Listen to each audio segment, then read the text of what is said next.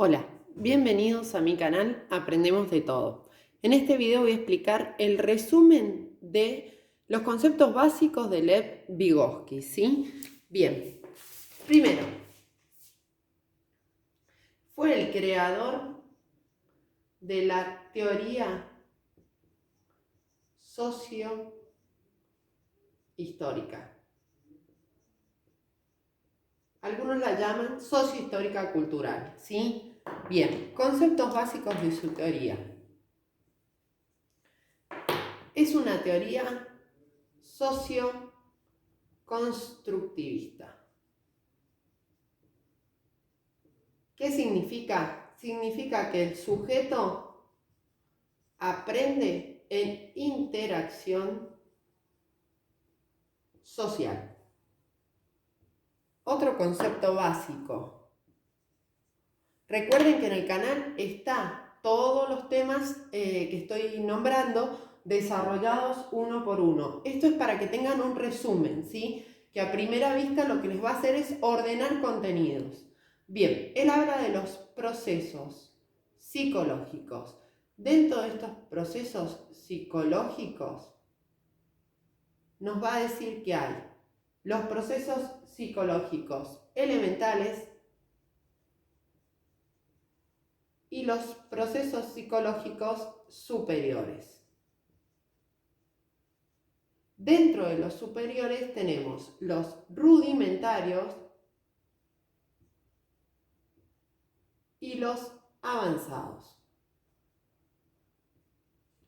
Bien, otro de los temas importantes que habla su teoría son la actividad instrumental. ¿De qué nos habla la actividad instrumental? Básicamente de la generación o creación de herramientas. Y estas herramientas pueden ser físicas, por ejemplo, un lápiz, un martillo, cualquier objeto que podamos utilizar para interactuar con el medio, ¿sí? Y las psicológicas, por ejemplo, el lenguaje o la escritura, ¿sí? Bien. Otro de los conceptos básicos, la ley de doble formación.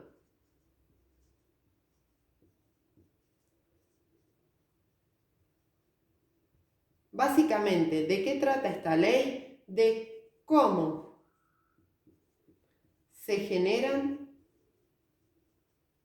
los procesos psicológicos superiores. Y él dice lo siguiente, este proceso se debe a lo siguiente. Primero, al desarrollo interpersonal, o sea, a la relación en sociedad, y luego la intrapersonal, que es la conformación o generación o construcción del yo, ¿sí?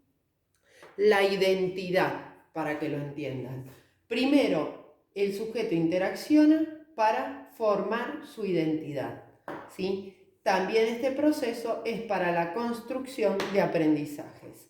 Primero interacciona para obtener aprendizaje e interiorizarlo, ¿sí?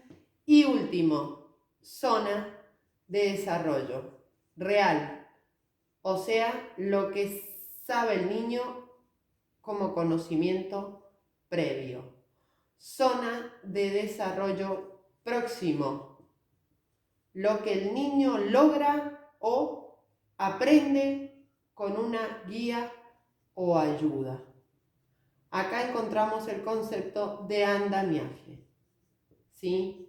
Como les decía, hay un video donde están todos estos temas bien desarrollados. Y la zona de desarrollo potencial es cuando el alumno logra la independencia o autonomía. Bien, espero que les haya servido. Cualquier duda, por favor, consulten y recuerden que los videos los hago en base a los procesos de enseñanza-aprendizaje y la óptica que tomo siempre es la constructivista. Gracias, suscríbanse para recibir más contenido y regálenme un me gusta. Adiós.